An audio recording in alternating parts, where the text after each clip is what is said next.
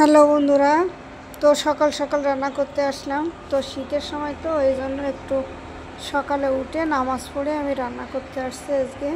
তো আসসালামু আলাইকুম, কী অবস্থা সবাই কেমন আছেন? আশা করি সুস্থ ভালো আছেন। আলহামদুলিল্লাহ আমি বেশ ভালো আছি। তো আজকে আমি হাঁসের ডিম রান্না করছি, আমার হাঁসের ডিম করছে। তো হাঁসের ডিম রান্না করতে যে অনেক বিপদে পড়ছি, কারণ এই ডিম সিদ্ধতে অনেক দেরি লাগে। তো দেরি করে সিদ্ধ হয়েছে, জানেন না, আমি জানতাম না যে এত জাল খায় এতে। তো পোলট্রির ডিম যেমন তাড়াতাড়ি সিদ্ধ হয়, এমনি দেশি মুরগির ডিম, এই ডিম তার থেকে একটু আলাদা। আজকে আমার অনেক সময় নিচ্ছে ডিম সিদ্ধ করতে যেয়ে। তারপরে না পেরে আমি প্রেশার কুকারে দিচ্ছি মাছে, প্রেশার কুকারে দিয়ে তারপর বাসি দিয়ে নিয়েছি। আসলে কি বলবো, 6টা ডিম সিদ্ধ করছিলাম, তার 2টা খাওয়া হয়ে গেছে এমনি সিদ্ধ ডিম, আর 3টে আছে, আর একটা এই যে ভেঙে দিচ্ছি সাথে।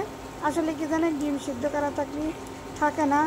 আকাশবাবু মেয়েকে খেয়ে ফেলছে, যে আম্মু আমি মেয়েকে খাবো, তো দুটো রাখো। তো সমস্যা নেই, সকালের খাওয়া তো সকালের খাওয়া তো এমনি যেমন তেমনই হয়। তো সকালের জন্য এই জন্য আর সমস্যা নাই। তো দুপুরের জন্য আমি আবারও রান্না করব, কারণ সকাল আর দুপুর একসঙ্গে রান্না করতে চেয়েছিলাম কিন্তু হয়নি। তো এখন আমি ডিম রান্নাটা খেয়ে ফেলবো, আবার দুপুরের জন্য তরকারি রান্না করব, অন্য তরকারি রান্না করব। তো এক্ষুনি আর কি রান্না করব না, আমি আগে খেয়ে নেব তারপরে, কারণ আমার খুবই ক্ষুধা লাগছে।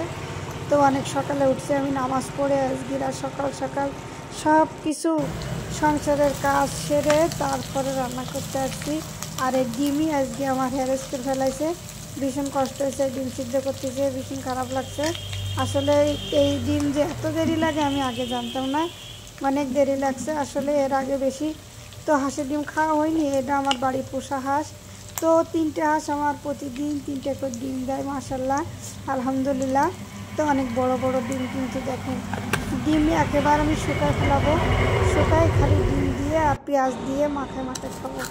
এই জন্য তো সাথে আমি আবারও পাতাকপি দিয়ে, চিংড়ি মাছ দিয়ে, আলু দিয়ে একটু ঝোল ঝোল মতো রাখবো।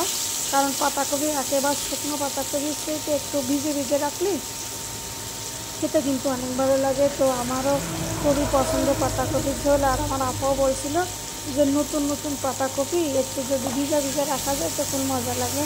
তো আমার আপার কথা মতো আমিও আজকে এভাবে ট্রাই করছি। তো এর আগে কখনো আমি এভাবে রান্না করিনি, ভাজি খাইছি। তো আজকে দেখি কেমন লাগে, খেয়ে যদি ভালো লাগে তো পরবর্তীতে আমি আবারও এমন করে রান্না করব। তো ইচ্ছা আছে যদি ভালো লাগে তো আবারও রান্না করব।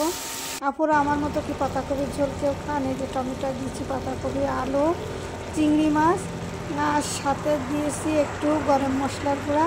আসলে অনেক সুন্দর লাগবে, কিন্তু আসলে সুন্দর দেখতে, কিন্তু খেতে মজা লাগবে। আমার গলাটা ভুল হয়েছে। তো অনেক আশা করে রান্না করছি, ঝোলের তরকারি আসলে ভালো লাগবে। মাঝখানে সোয়াদবাবুর জন্য একটু রুটিও বানাচ্ছি। তো সবাই ভালো থাকবেন, সুস্থ থাকবেন, আবার দেখা হবে অন্য ভিডিওতে। আল্লাহ।